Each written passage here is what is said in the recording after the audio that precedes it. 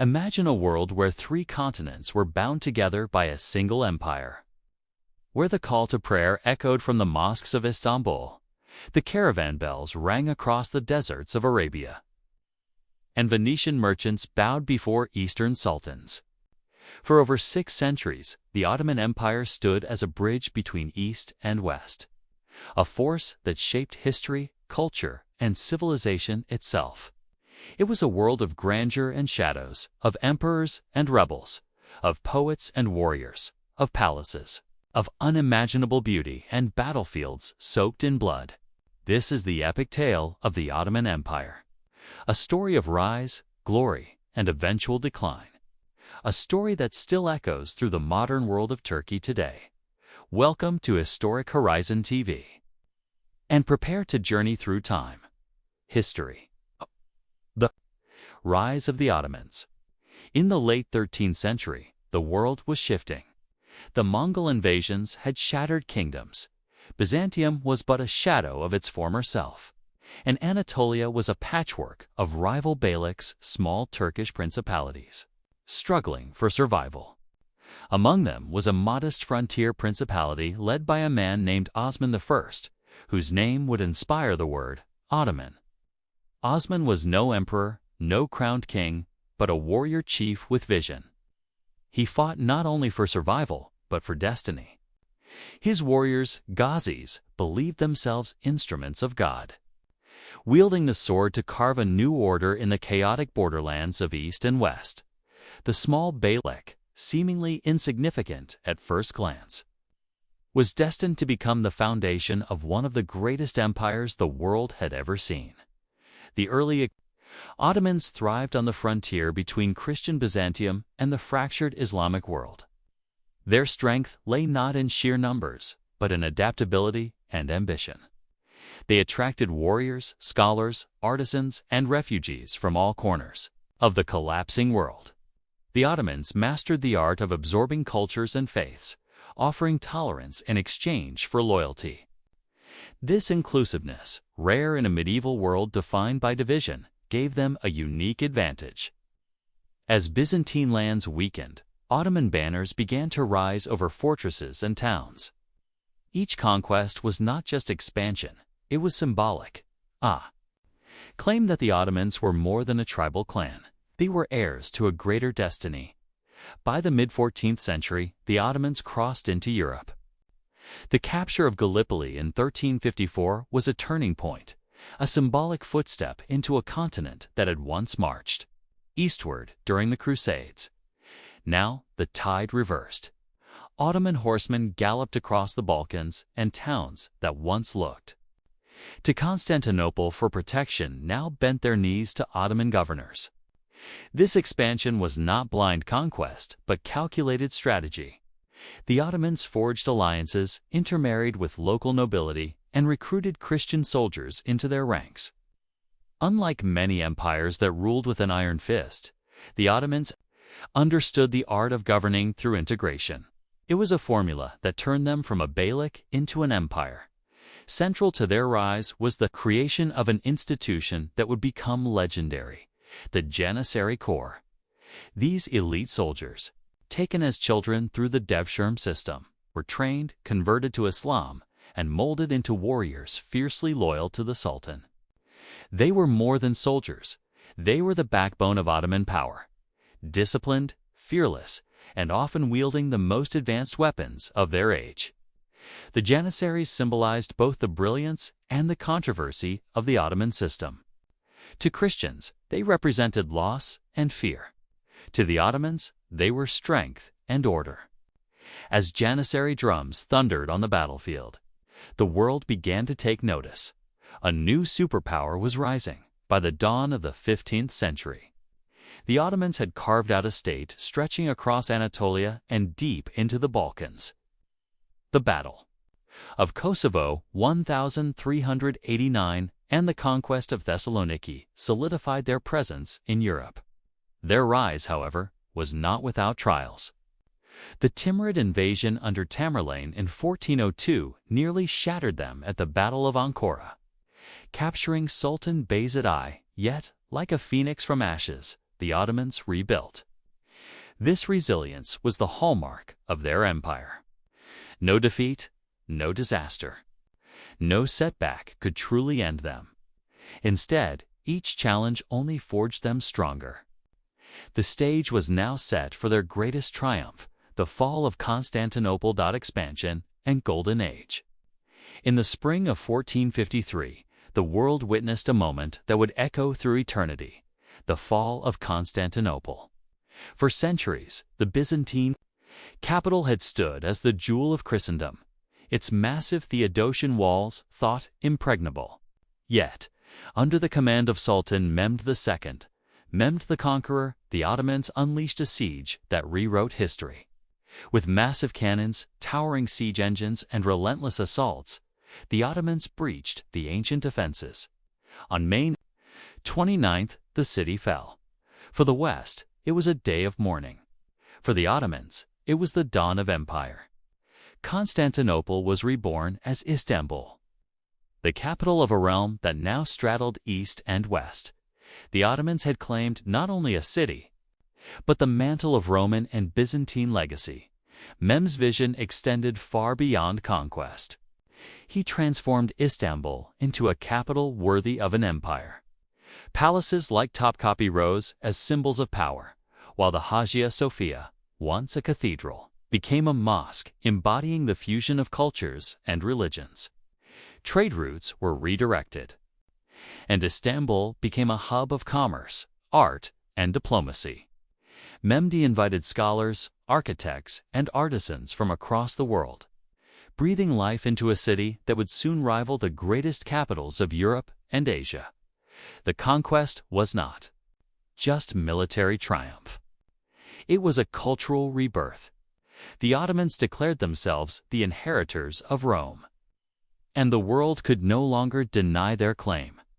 Over the next century, Ottoman power surged outward. Suleiman I, the Grim, expanded the empire deep into the Middle East, seizing the holy cities of Mecca, Medina, and Jerusalem, and bringing Egypt under Ottoman rule. With this, the sultans became not only emperors, but also caliphs, guardians of the Islamic world. The empire now stretched from the deserts of Arabia to the plains of Hungary, from the Black Sea to the shores of North Africa. No rival seemed strong enough to halt their advance. The Mediterranean trembled under the might of the Ottoman navy, while Europe braced for the next wave of Ottoman expansion.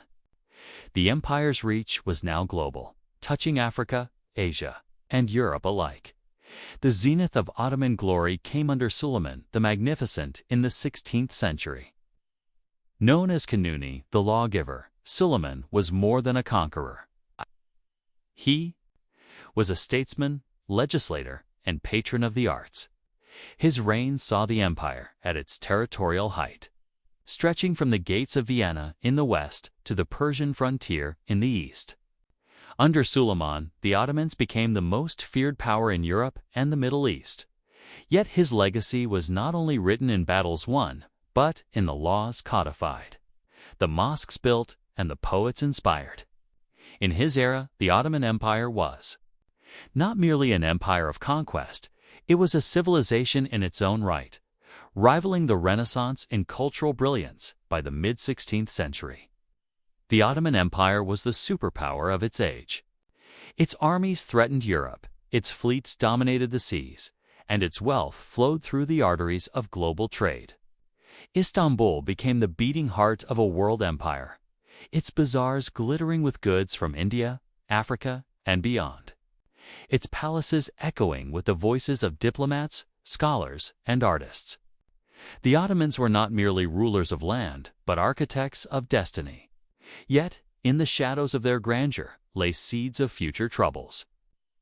For even as Suleiman's empire glittered at its peak, cracks were forming that would one day grow into fractures. The Golden Age was magnificent, but it was also fleeting. Decline and fall. The death of Suleiman the Magnificent in 1566 marked more than the passing of a great ruler. It symbolized the beginning of an era where brilliance gave way to stagnation. His successors, though often well-intentioned, lacked his genius. The sprawling empire became increasingly difficult to govern. Its borders too vast, its peoples too diverse, its enemies too relentless. Sultans grew isolated within the gilded halls of Topkapi Palace, shielded by court intrigue and consumed by palace politics. The once mighty Janissary corps, once disciplined and loyal, began to lose their edge. Corruption crept into the ranks of government, and the delicate machinery of the Ottoman system started to falter. An empire that had once embodied strength now found itself weighed down by its own feasting externally. The Ottomans faced a rising tide of challenges. In 1571, the Battle of Lepanto dealt a devastating blow to their naval supremacy when a coalition of European powers shattered the Ottoman fleet. Though the empire quickly rebuilt, the myth of invincibility had cracked.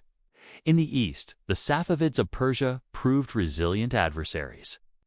In Europe, the Habsburgs and other rising powers pressed hard against Ottoman borders. The once stoppable expansion had slowed, and for the first time in centuries, the empire found itself on the defensive. These defeats did not immediately spell disaster, but they planted seeds of decline that would grow over generations by the 17th and 18th centuries. The Ottomans faced what historians call the Eastern Question, the issue of what would become of the empire as it weakened. European powers, emboldened by their own growing strength and the Enlightenment's innovations, began to exploit Ottoman vulnerabilities. The empire was dubbed the sick man of Europe, a phrase that would haunt it until its very end. Internal revolts also tore at the empire's fabric. Greek independence in the 1820s, Serbian uprisings, and nationalist movements across the Balkans steadily eroded Ottoman control. Each rebellion was a wound, and each European intervention was salt upon it. The Ottoman map, once vast and awe-inspiring, began to shrink. Modernization was attempted, but often half-hearted or sabotaged by entrenched interests. The Tanzimat reforms of the 19th century sought to centralize authority, modernize the military, and create equality before the law. But they were met with resistance from conservative forces within the empire and suspicion from European rivals. Sultans like Mahmud II and Abdul-Majid I tried to push change. Yet they faced a paradox. Reform was necessary for survival. But reform also threatened the traditions and institutions that defined Ottoman identity. Meanwhile, the empire's finances spiraled downward as debts to European banks mounted and foreign influence grew. Istanbul was no longer the master of its destiny. It was increasingly at the mercy of outside powers. The final act came with the rise of nationalism, global war, and the collapse of empires worldwide.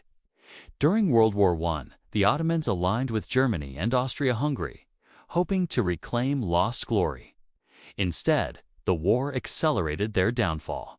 The Arab Revolt, fueled by British promises, tore away the empire's lands in the Middle East.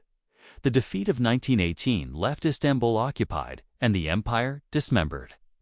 In 1922, the Ottoman Sultanate was officially abolished, ending 6 centuries of imperial rule. Yet, from its ashes rose a new state, the Republic of Turkey, forged by Mustafa Kemal Ataturk. The Ottoman Empire was gone, but its legacy in architecture, culture, politics, and memory still loomed large, shaping the destiny of nations long after its fall. Culture, language, literature, and music. At the core of the Ottoman identity was its language. Ottoman Turkish was not merely a tongue, but a tapestry woven from diverse civilizations.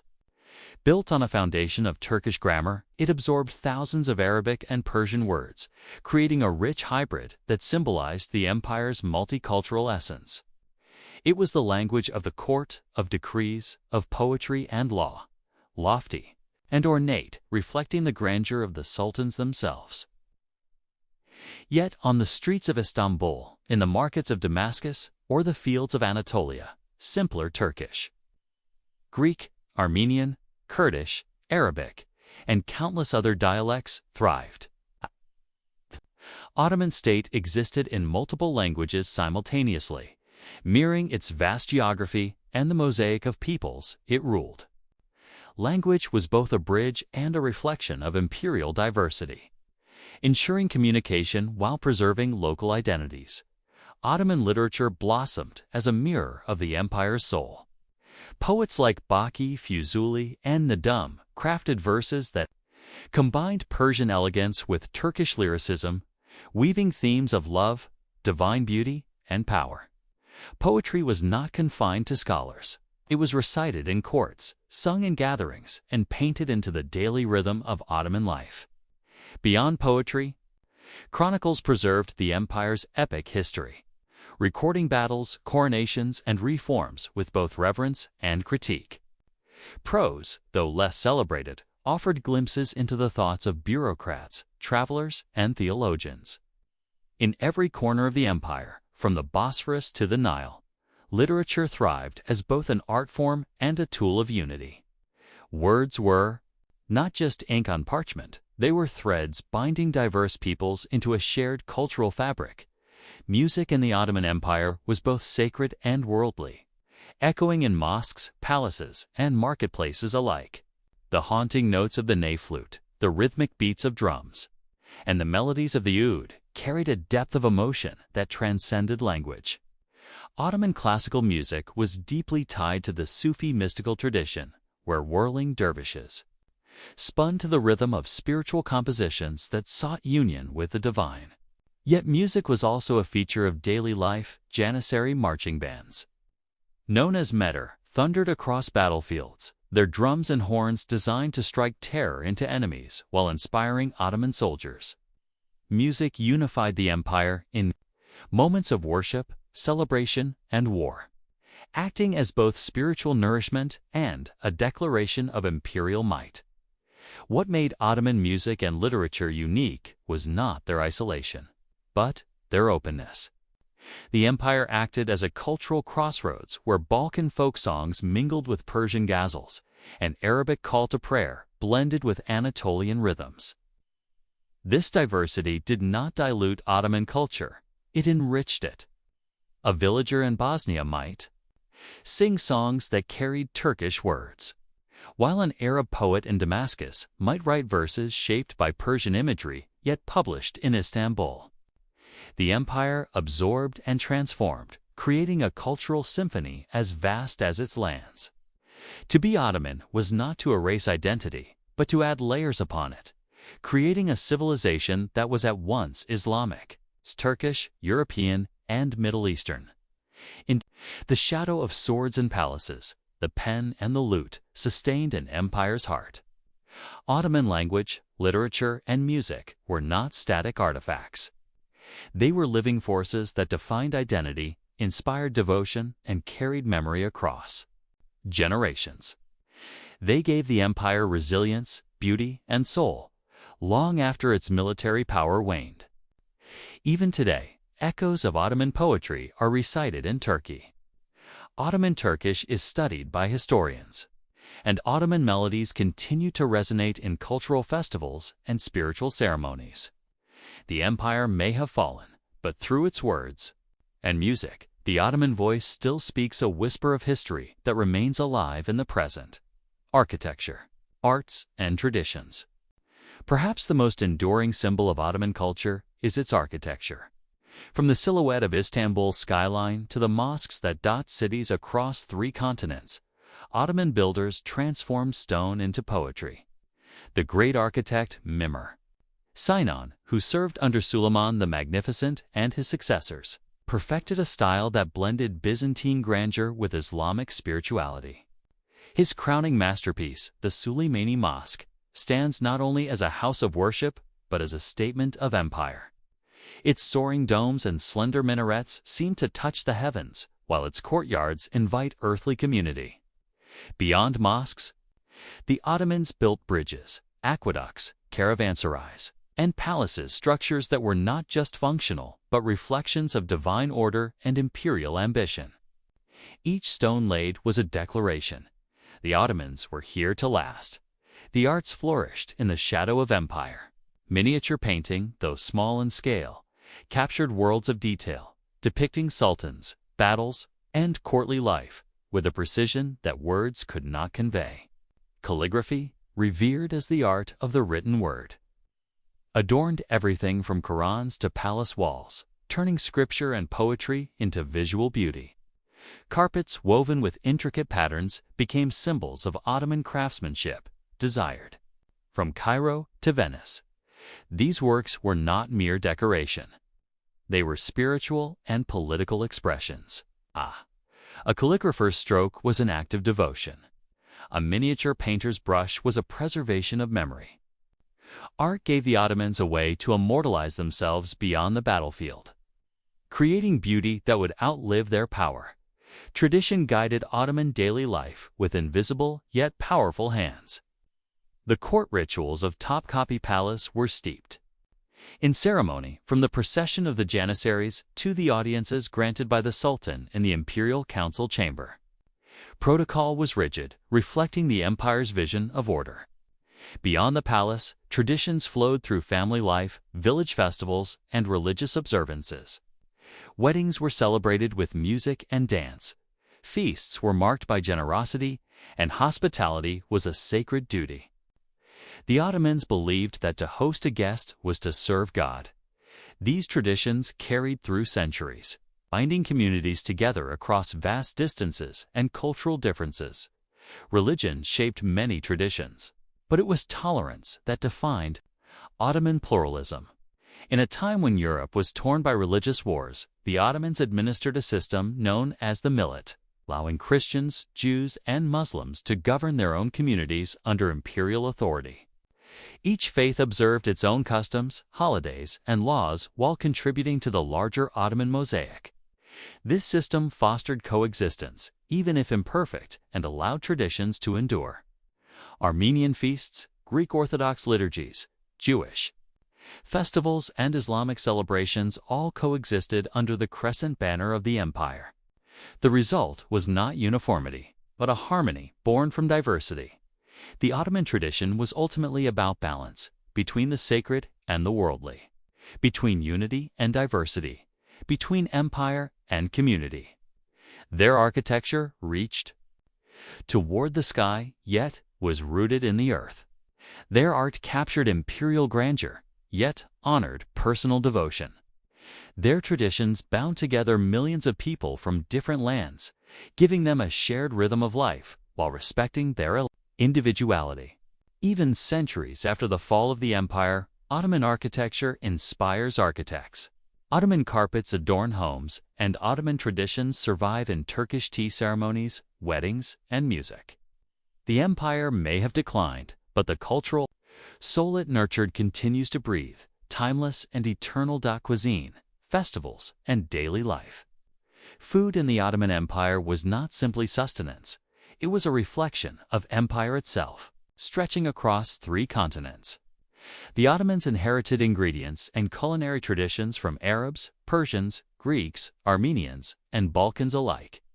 The imperial kitchens of Topkapi Palace employed hundreds of cooks who prepared meals fit for emperors, blending spices from India, rice from Egypt, lamb from Anatolia, and fruits from the Mediterranean.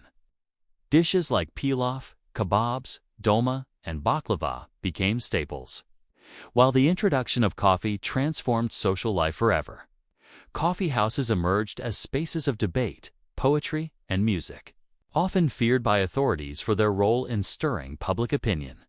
In every sense, food was empire on a plate, diverse, rich, and deeply communal. Festivals and public celebrations brought color to Ottoman life.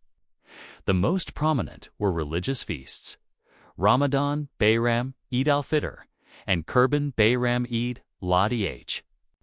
When streets filled with joy, homes overflowed with food, and acts of charity reminded all of the empire's spiritual core. Weddings were celebrated with music, parades, and elaborate rituals. while circumcision festivals for princes were marked by days of feasting, games, and public spectacles. Victory parades for returning armies showcased imperial pride, while seasonal festivals in villages tied to harvests or local saints gave rural life its rhythm. These events bound communities together, turning vast populations into one family under the Sultan's gaze. Daily life in the empire was a delicate balance of simplicity and grandeur. For peasants, it meant farming fields, tending animals, and visiting local markets. For artisans and merchants, it meant working in guilds, producing crafts, and trading in bazaars that buzzed with life.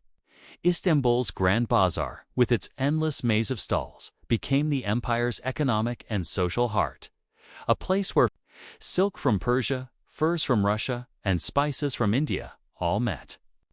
Women played vital roles in both family and society, often influencing life behind the walls of homes and even in the imperial harem, where mothers of sultans wielded immense power. For every Ottoman, whether rich or poor, life was deeply tied to community, faith, and tradition. Hospitality was a cornerstone of Ottoman daily existence. Guests were welcomed with warm bread, sweet sherbet, or steaming cups of coffee. Caravanserais along trade routes offered food and shelter to travelers free of charge for 3 days, a reflection of the Islamic principle that hospitality was sacred. In cities, public baths known as hammams were not only places of cleanliness but centers of social interaction, where neighbors gathered, business deals were struck, and stories were exchanged. Life was communal. One's identity was inseparable from the web of family, neighbors, and faith that surrounded them. The empire, vast as it was, still felt intimate through these daily rituals of care and connection. Ottoman cuisine, festivals, and daily life reveal the human face of empire. Behind the grandeur of sultans and generals were ordinary people breaking bread, laughing at weddings, sharing songs, and mourning losses together. Their tables carried the flavors of 3 continents. Their streets echoed with music and prayer, and their homes were lit by traditions that carried meaning across generations. Today, Turkish tea, baklava kebabs, and coffee are not just food. They are living legacies of an empire that once fed millions. The Ottomans may have ruled with armies and laws, but their deepest legacy lies in how people lived, loved, and celebrated the ordinary rhythms of life. Economy, agriculture, and trade foundations. At the heart of the Ottoman economy lay the land. Agriculture was not only the main source of livelihood for the majority of the empire's population, but also the foundation of imperial wealth. Fertile plains in Anatolia yielded wheat and barley. The Balkans produced corn and livestock.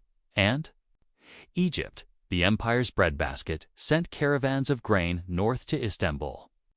Taxes collected from farmers provided the lifeblood of the state treasury, while a system known as the timur granted land revenues to cavalrymen in exchange for military service.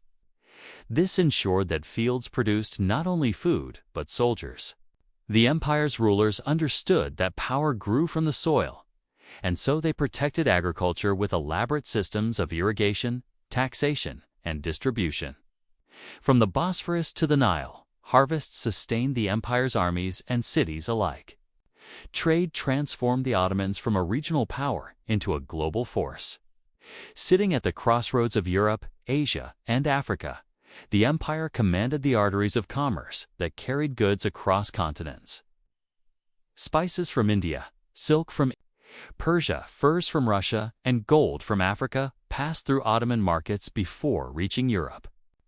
Caravans traveled along ancient Silk Road routes, while ships filled Ottoman harbors on the Mediterranean, Red Sea, and Black Sea. Cities like Istanbul, Aleppo, Cairo, and Bursa became cosmopolitan trading hubs where languages mixed and cultures exchanged. The Ottomans taxed this flow of goods with precision, filling their coffers with customs duties that turned geography into profit. They were gatekeepers of trade, and, for centuries, no merchant could ignore their power. The empire's wealth was not only material, but cultural. Trade brought with it not just goods, but ideas, technologies, and art. Venetian merchants bartered in Istanbul's bazaars. French ambassadors admired Ottoman textiles, and Arab traders introduced coffee to the Ottoman palate. This cultural exchange enriched both sides, creating a vibrant world economy long before the term existed. The Ottomans, positioned between continents, became the brokers of civilization. Yet this prosperity was fragile, dependent on control of routes and seas that were increasingly challenged by European rivals. As Portuguese and Spanish ships circumnavigated Africa and reached Asia directly, the Ottoman monopoly on Eastern trade began to erode. What had once been an unshakable advantage was slipping away with the winds of the age of exploration. Despite these challenges, the Ottomans adapted. They invested heavily in their navy, ensuring control over the eastern Mediterranean and Red Sea. Naval bases at Rhodes, Cyprus, and Alexandria extended their influence, while corsairs loyal to the empire harassed European ships, enforcing Ottoman dominance. Meanwhile, caravans continued to march across the deserts, guarded by imperial soldiers, and supplied by caravanserais that dotted trade routes. These networks ensured that trade remained a central pillar of the empire's prosperity. The Ottomans understood that an empire's survival depended not just on swords, but on the constant movement of goods, wealth, and people across its lands. Agriculture and trade together gave the Ottoman Empire its stability in its formative centuries. Fields fed the armies that conquered empires. Trade filled the coffers that built mosques and palaces. For peasants in Anatolia, merchants in Aleppo, or sailors in Alexandria, the empire's economy was a lifeline that bound them into a greater whole. Yet this very dependence on land and trade would, in time, prove both a strength and a weakness. As new powers emerged in Europe and global trade shifted to the Atlantic, the Ottoman economy would face storms it had never before encountered. The seeds of future struggle were already planted in the fertile soil that once gave the empire life, industry, resources, and wealth. The Ottoman Empire's wealth was not only harvested from its fields, but also mined from the earth. Rich deposits of silver in the Balkans, copper in Anatolia, and salt in the Middle East provided raw materials for trade and war. Timber from the Black Sea forests fueled shipbuilding, while marble quarries supplied the palaces and mosques that adorned Istanbul. Control over natural resources was as vital as control over trade routes, and the Ottomans guarded their mines fiercely. These resources gave the empire the materials it needed to sustain its armies, build its cities, and project its power across 3 continents. But unlike the gold-rich empires of the New World, the Ottomans relied more on balanced resource management than sudden wealth. Their economy was steady, reliable, and deeply tied to the land. Industry thrived in Ottoman cities, where guilds played a central role. Blacksmiths, weavers, tanners, carpenters, and jewelers organized themselves into professional associations that controlled prices, quality, and apprenticeships. These guilds were more than economic institutions. They were social networks that supported members in sickness, celebrated festivals together, and gave workers a sense of identity and belonging. In the bustling Grand Bazaar of Istanbul, thousands of artisans and merchants displayed their goods from silk robes and carpets to swords and ceramics. The bazaar was not merely a market, it was the beating heart of Ottoman industry, where wealth and culture converged. Among the most prized Ottoman products were textiles. Bursa became famous for its silk, Damascus for its patterned fabrics, and Anatolia for its wool carpets, which found eager buyers across Europe and the Middle East. Carpets, in particular, became symbols of Ottoman luxury, decorating European palaces and churches. Likewise, Ottoman ceramics, especially the brilliant blue-wined white Iznik tiles, adorned mosques, palaces, and homes, spreading far beyond the empire's borders. These industries created wealth, but also prestige. To own an Ottoman carpet or tile was to own a piece of imperial artistry. proof of the empire's cultural and economic influence. The empire also built wealth through taxation and tribute. Conquered regions paid taxes not only in coin, but in grain, livestock, or other resources, which were then redistributed across the empire. Wealth flowed into Istanbul, where the sultans used it to maintain the army, fund grand architectural projects, and finance charitable foundations. Wakfs, or religious endowments, played a critical role in the economy by funding schools, mosques, hospitals, and bridges. These foundations ensured that wealth was not only concentrated in the palace, but circulated through society in acts of piety and public good. The Ottoman vision of wealth was thus both material and spiritual, a balance of empire building and community service. Yet, cracks in this system slowly appeared.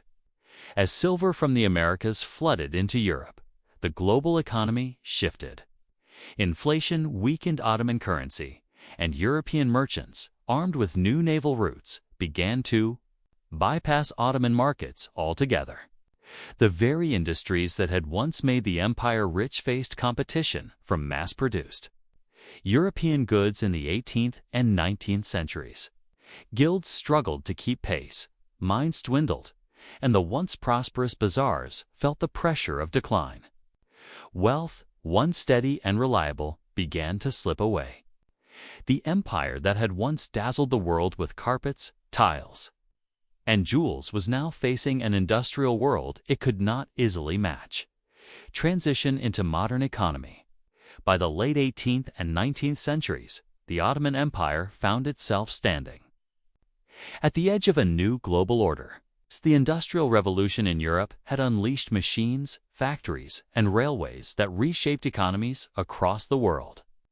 But the Ottomans, rooted in traditional guilds and land-based wealth, struggled to keep pace. While Britain exported textiles produced in industrial mills, Ottoman weavers still relied on handlooms, while French engineers built railways across Europe. Ottoman trade caravans still plodded along ancient routes. The gap between East and West widened not because the Ottomans lacked talent or resources, but because their political and economic structures resisted the sweeping changes of industrial modernity. The empire that once controlled the crossroads of trade was now watching global commerce pass it by. Reformers recognized the danger and sought to modernize. During the Tanzimat era, 1839 to 1876, the Ottomans introduced new financial systems, attempted to standardize taxes, and even founded modern banks. Railroads were built, telegraphs connected distant provinces, and Western-style factories appeared in Istanbul and Izmir. Yet these reforms came at a cost. To fund modernization, the empire borrowed heavily from European creditors. Loans that were meant to rebuild the economy became chains of dependency. By the late 19th century, the Ottoman Public Debt Administration, run largely by Europeans, controlled much of the empire's finances. The Ottomans had once been masters of trade, but now foreign bankers dictated their economy. Even as modernization efforts faltered, the empire's geography still offered economic opportunities. The construction of railways, such as the Berlin-Baghdad Railway, promised to connect Europe with the Middle East, making Ottoman lands strategically vital once again. Oil discoveries in Mesopotamia hinted at new wealth, though these would only fully matter in the 20th century. The empire's ports, from Salonika to Beirut, still bustled with trade, and agricultural exports like tobacco and cotton found international markets. But these gains were overshadowed by dependency on foreign investment. The Ottomans were caught in a paradox. Modernization gave them tools for survival, yet it also deepened their vulnerability to European control. Social consequences of economic change were profound. Traditional guilds, once the backbone of Ottoman urban life, could not compete with European imports. Artisans lost their livelihoods, and peasants, crushed by heavy taxes and debt, often revolted. Inequality deepened between cosmopolitan cities and rural villages, fueling unrest. Foreign merchants granted privileges through capitulations, special trade agreements, often enjoyed more economic freedom than Ottoman citizens themselves. Too many ordinary people, modernization did not feel like progress, but like betrayal, a loss of sovereignty disguised as reform. The promise of renewal too often came wrapped in the shadow of exploitation. By the dawn of the 20th century, the Ottoman economy was a fragile mix of tradition and modernity, wealth and debt, hope and despair. Railways, factories, and banks existed. But so did poverty, foreign control, and outdated systems. The empire had once been the gatekeeper of global trade. Now, it was dependent on the very European powers it had once dominated. This economic vulnerability would prove fatal when war came in 1914. Without a strong, independent economy, the Ottomans could not withstand the pressures of modern warfare and global competition. The story of Ottoman decline was not only about lost battles but about an economy unable to adapt fast enough to a rapidly changing world. Current situation: the fall of the empire and birth of modern Turkey. The Ottoman Empire, once the mightiest state on earth, met its end in the chaos of the First World War. Joining the Central Powers, the Ottomans hoped to reclaim their fading glory, but instead suffered devastating defeats. By 1918, Allied forces occupied Istanbul, and the empire was carved up in secret treaties that promised Ottoman lands to European victors. For many, it was unthinkable the empire that had endured for 6 centuries, that had shaped the destiny of 3 continents, was gone.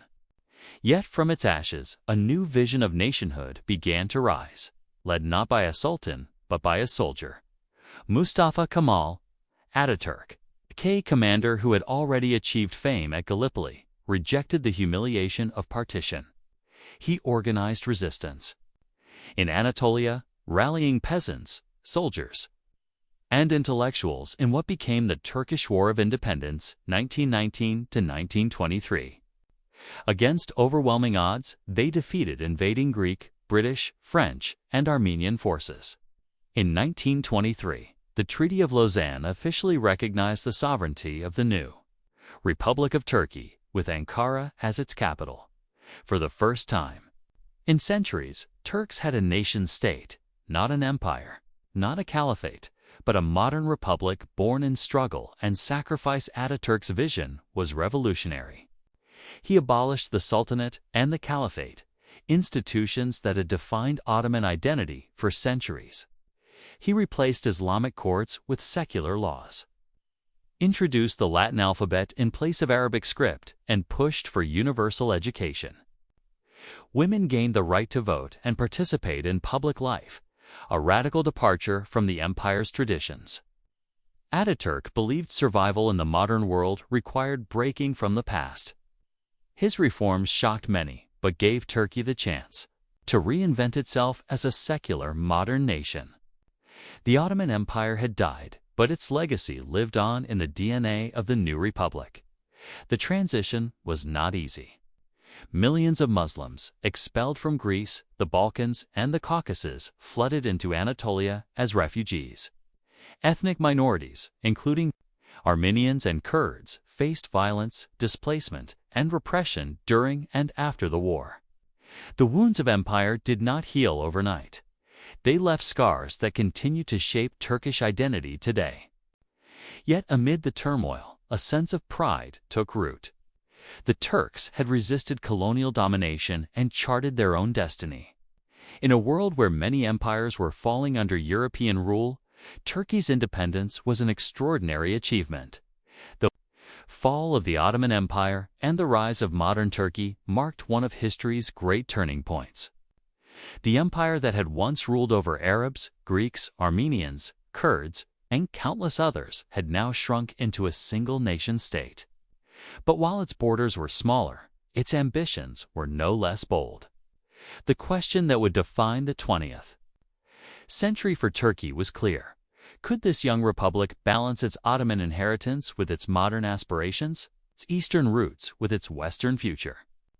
The answer to that question would shape the destiny of Turkey and the legacy of the Ottomans for the century to come: modern politics, society, and global role. The 20th century for Turkey was a journey of constant reinvention. After Ataturk's death in 1938, his reforms became the foundation of the Turkish Republic. His party, the Republican People's Party, CHP, enforced secularism, nationalism, and modernization as state policies. Yet the push to westernize clashed with deeply rooted traditions, creating tensions that still echo today.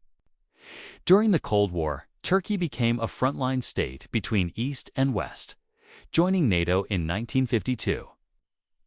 It secured protection against the Soviet Union, but this also tied its future to Western alliances. Turkey was no longer the Ottoman Empire commanding empires. It was a republic navigating global currents, often pulled in opposing directions. Democracy in Turkey took a turbulent path. Multi-party politics emerged after World War II, but military coups repeatedly interrupted civilian rule. In 1960, 1971, 1980, and 1997, the military saw itself as guardian of Ataturk's secular legacy, stepping in whenever it believed politicians were straying from that vision. Each coup reshaped Turkish politics, leaving behind mistrust and instability. Yet despite these interruptions, democratic institutions endured, and Turkish society gradually grew more politically engaged. Villages, towns, and cities debated the meaning of modern Turkey. Was it European or Middle Eastern? Secular or Islamic? Westernized or rooted in Ottoman heritage? These questions defined not only politics but national identity itself. Society transformed rapidly. In the 1950s and 1960s, millions of Turks left the countryside for booming cities like Istanbul, Ankara, and Izmir. Migration created massive urban sprawl, reshaping the cultural and economic life of the nation. At the same time, millions of Turkish workers migrated to Europe, especially Germany, becoming the backbone of post-war reconstruction abroad while sending remittances home. This migration changed Turkey's identity. It was no longer a nation confined to Anatolia, but a global community with ties stretching into Europe and beyond. The Ottoman past, with its cosmopolitan traditions, seemed to echo in this new Turkish diaspora. The late 20th and early 21st centuries introduced a new force in Turkish politics: the rise of political Islam. The Justice and Development Party, AKP, led by Recep Tayyip Erdogan, came to power in 2002, promising both economic growth and a greater role for religion in public life.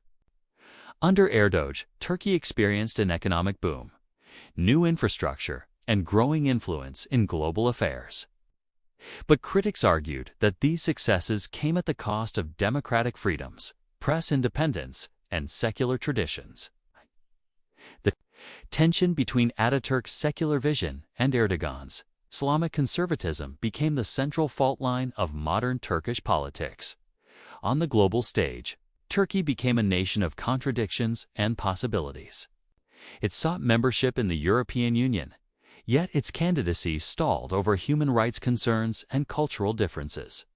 It deepened ties with the Middle East, positioning itself as a regional power and mediator, yet often clashed with neighbors. It was a NATO ally, but purchased weapons from Russia. It opened its doors to millions of refugees from Syria, reshaping its demographics. In every decision, Turkey balanced East and West, past and future, empire and republic. The legacy of the Ottomans lingered, a memory of greatness, a reminder of unity across continents, and a question of whether modern Turkey could reclaim a role just as influential on the world stage. Present challenges and future outlook of Turkey. Today, Turkey stands at a crossroads. It is a nation of over 85 million people, straddling two continents, with a rich history and a strategic location that makes it both a bridge and a battleground between East and West. Yet, with this privilege comes immense pressure. The legacy of the Ottoman Empire weighs heavily on Turkey's shoulders, a reminder of former greatness, but also a challenge to live up to. The Republic has achieved much in a century, transforming from a war-torn land into a modern state with highways, airports, skyscrapers, and industries. But beneath the surface of progress lie fractures, political polarization, economic struggles, and unresolved identity debates. Economically, Turkey faces turbulence. Once celebrated for rapid growth in the 2000s, the nation now wrestles with high inflation, currency instability, and rising unemployment. The Turkish lira has lost much of its value, and families feel the pressure of soaring prices. At the same time, Turkey remains an economic powerhouse in its region, producing cars, textiles, electronics, and hosting one of the world's busiest airports in Istanbul. Its agricultural exports feed neighboring countries, while its tourism industry, fueled by Ottoman architecture, Mediterranean beaches, and cultural heritage, continues to attract millions. Turkey's economy is a paradox, fragile yet resilient, challenged yet capable of revival. Politically, the nation is deeply divided. Supporters of the current government see Erdogan as a leader who restored pride, gave voice to religious conservatives, and strengthened Turkey's international standing. Critics, however, warn of authoritarianism, censorship, and eroding democratic institutions. The attempted coup of July 15, 2016, left scars on the nation, solidifying Erdogan's grip on power, but deepening political polarization. Questions of freedom, democracy, and the balance between secularism and religion remain unresolved. Turkey's political future is uncertain, poised between reform and repression, stability and unrest. On the global stage, Turkey continues to walk a delicate tightrope. Its NATO membership ties it to the West, yet its foreign policy often aligns with Eastern powers. It plays a key role in conflicts from Syria to Libya, while also serving as a lifeline for millions of refugees fleeing war. Its control of the Bosporus Strait, a vital waterway connecting the Black Sea to the Mediterranean, gives it immense geopolitical leverage. Yet this very position also makes it vulnerable, caught in the cross-currents of Russian ambitions, European politics, and Middle Eastern conflicts. Few nations face such a complex blend of opportunities and threats. And so, the question remains, what is the future of Turkey? Will it embrace its role as a modern republic firmly anchored in democracy, or drift toward a new kind of empire, influenced by Ottoman nostalgia? Will its economy stabilize and propel it forward, or collapse under inflation and debt? Will it serve as a bridge of peace between East and West, or as a flashpoint for global conflict? The answers are not yet written. What is certain is that the story of Turkey cannot be separated from the story of the Ottomans. 6 centuries of empire left a legacy of grandeur and struggle, unity and division, triumph and tragedy. Modern Turkey, like its ancestors, still seeks its place in history's grand narrative, a place between past glory and future promise. Thank you for watching Historic Horizon TV. Don't let history fade. Keep the journey alive. Tap subscribe and explore more untold stories of the past, waiting for you right here.